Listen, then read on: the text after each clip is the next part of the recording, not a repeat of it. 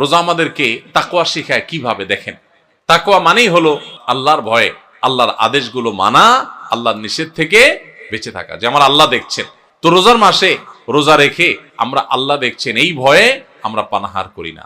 রোজার শিক্ষা নিয়ে আমি সকল হারাম কাজ করার সময় এরকম মনে থাকবে যে কেউ না দেখলেও আমার আল্লাহ ঠিকই দেখতেছেন। অতএব আল্লাহর ভয়ে, আল্লাহ নিষেধ করেছেন এই কাজটা আমি করব না, এটাই হলো রোজার শিক্ষা।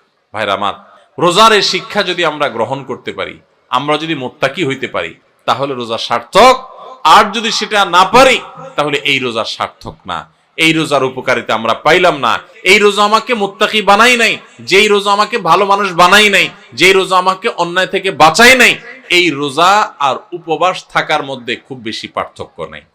আমার কথা না, আমাদের প্রিয় নবী সাল্লাল্লাহু আলাইহি সাল্লামের কথা। তিনি বলেছেন, মাল্লাম ইয়াদা কাওলাজ যুরি ওয়াল আমালি বিহি ফালাইসা লিল্লাহি হাজা আন ইয়াদা তাআমাহু ওয়া শারাবাহু।